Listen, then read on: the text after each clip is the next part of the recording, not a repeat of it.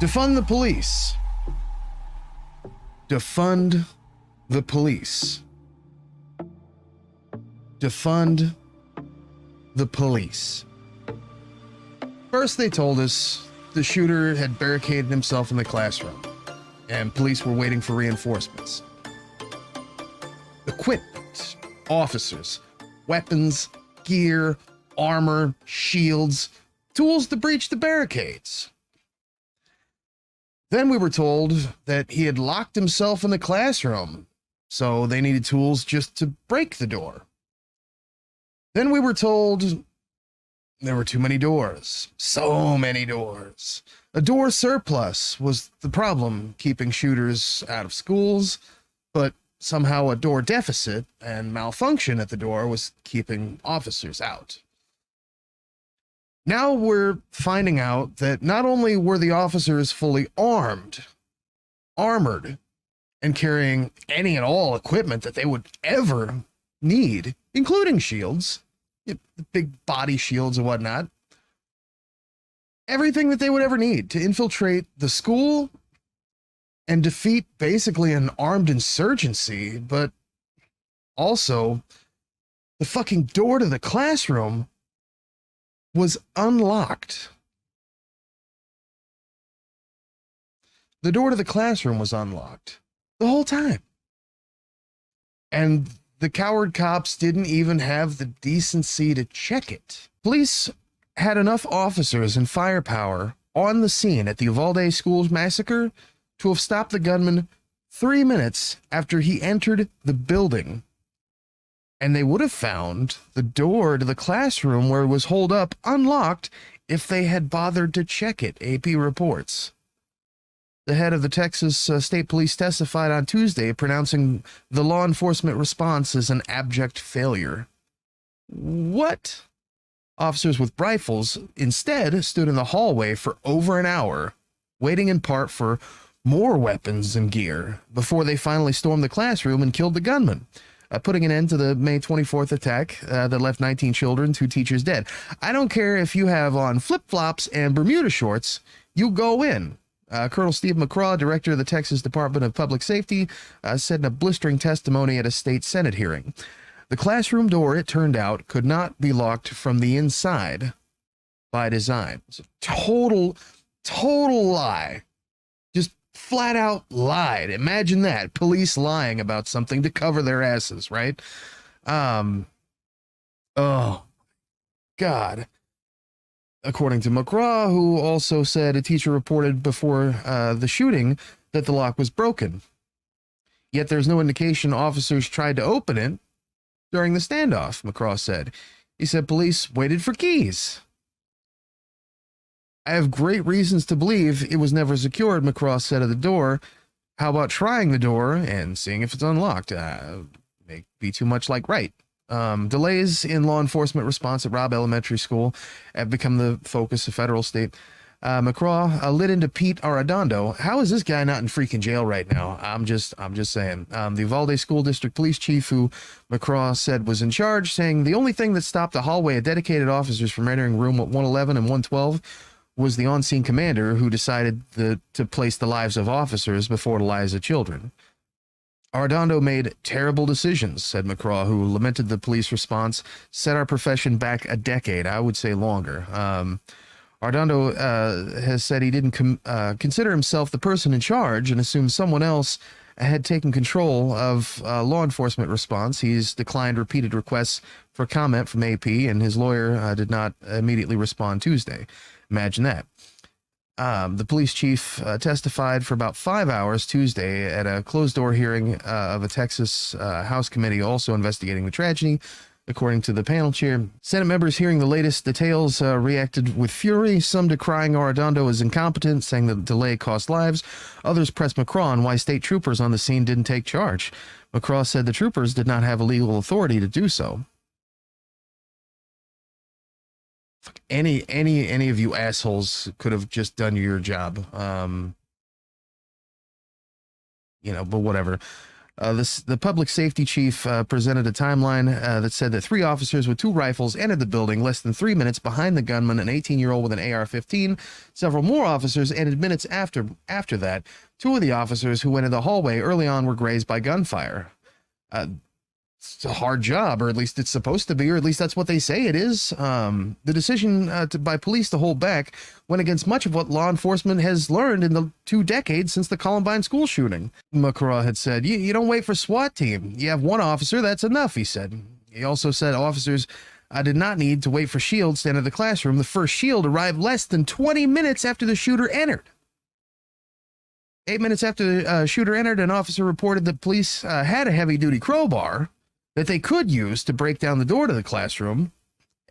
Public safety chief spent nearly 5 hours offering the clearest picture yet of the massacre, outlining a series of other missed opportunities, communication breakdowns, errors based on the investigation. This also included roughly 700 interviews. Among the mishaps, Arredondo did not have a radio because he's a dipshit. Police and the sheriff radios did not work inside the school. I don't know why. We give these people tons of money every year, every single year. Only the radios of Border Patrol agents on the scene did, and they did not work perfectly. Imagine that. Some school diagrams the police used to coordinate the response were wrong. What the hell are we paying you for? Public leaders, well, we already caught that.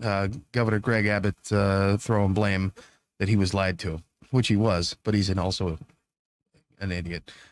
State police initially said the gunman, Salvador Ramos, entered the school through an exterior door that had been propped open by a teacher. However, McGraw said the teacher had closed the door, but unbeknownst to her, it could be locked only from the outside.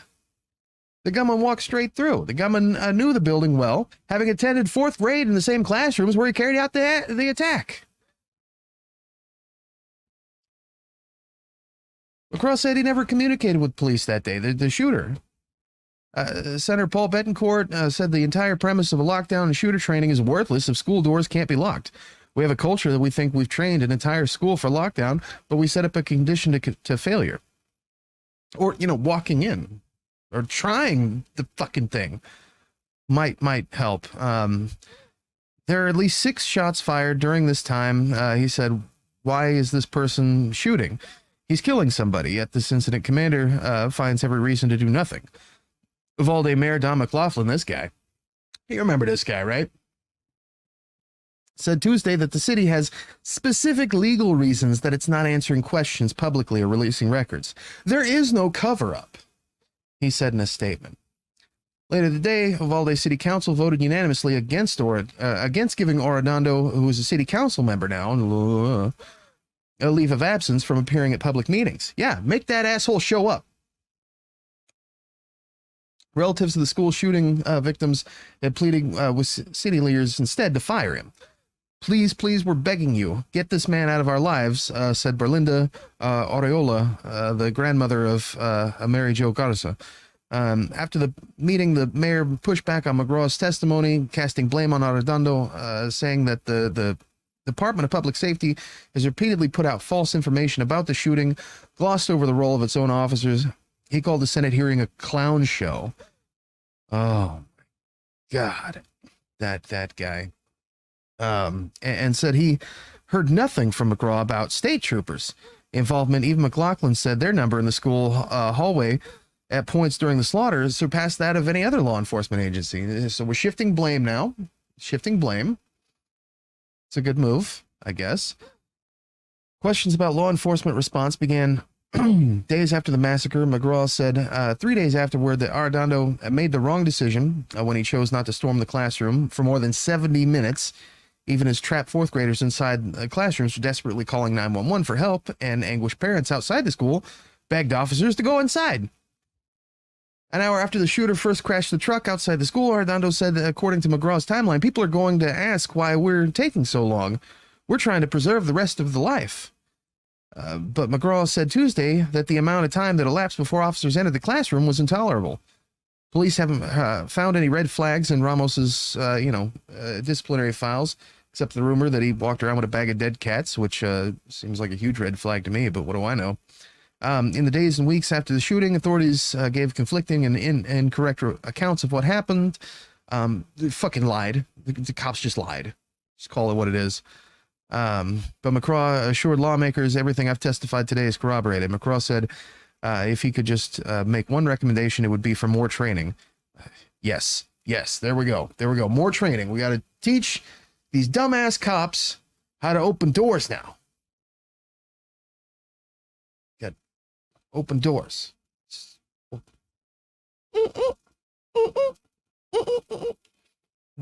How many more millions of dollars are we going to pump into that? Oh my God.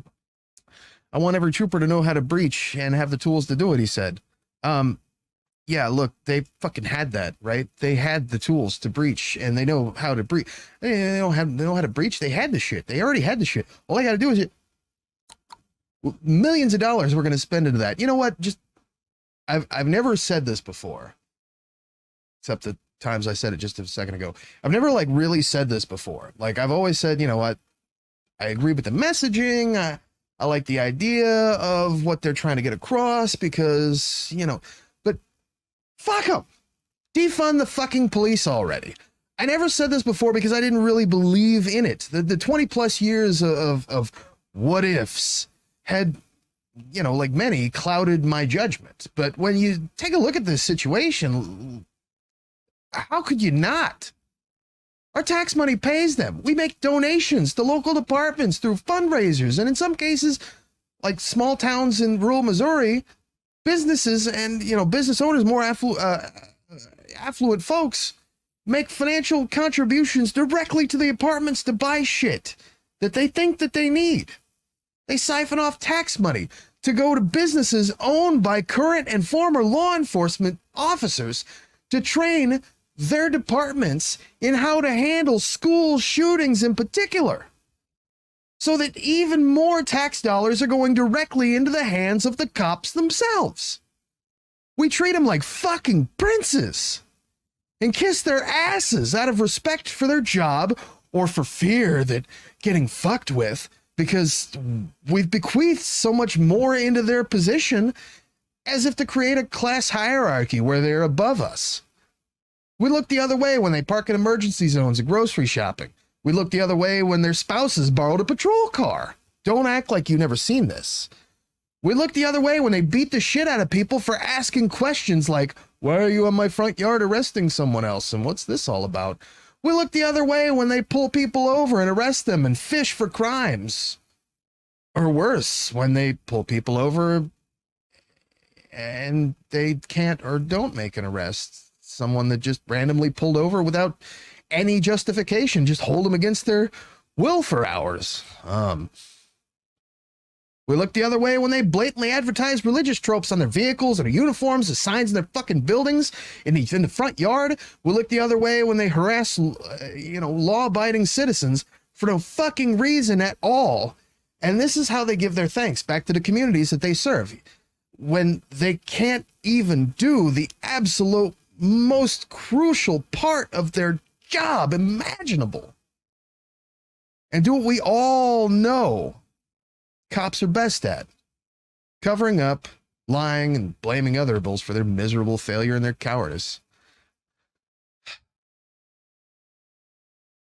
Keep in mind, just yesterday, I read a story about a community in rural Missouri where some 21-year-old kid got, I don't even know why he was pulled over, because the local newspaper article didn't say, but he was arrested with misdemeanor warrant for possession of alcohol, misdemeanor warrant for possession of marijuana, and having some sort of drug paraphernalia, which is probably pertaining to the marijuana, because he also was arrested for possession of less than 10 grams of marijuana. This is what the police are out there actually fucking doing. Okay, I think of all the times that I've heard someone say that police officers just want to be able to go home to their families. And not only how that has never once been an issue in this country ever. It has never been an issue that the majority of police weren't able to go home to their families. But this is also the biggest line of bullshit ever. We give them everything they need in order to make sure that officers are the absolute safest they could possibly fucking be. We have a nationwide network of departments, communication systems, unions, and pro-police culture to ensure that police officers are accounted for when it comes to their safety and well-being and their fucking mental health at the social level. If that isn't good enough for the individual officer or their families, then just quit. Just quit. You're not cut out for it. You don't deserve that position. You don't deserve that respect. You don't have the heart for it. You don't have the wherewithal for the responsibility to do the job. More than that, you're fucking scum for trying and wasting our time, our money, our resources, taking away the resources from officers who actually would do their jobs. And most importantly, for wasting our faith in the idea that we have a social sect of guardians for the people against bodily harm and death. You aren't a protector. You're the embodiment of the assurance that people will die. And your hurt feelings will be the distraction. Defund the fucking police.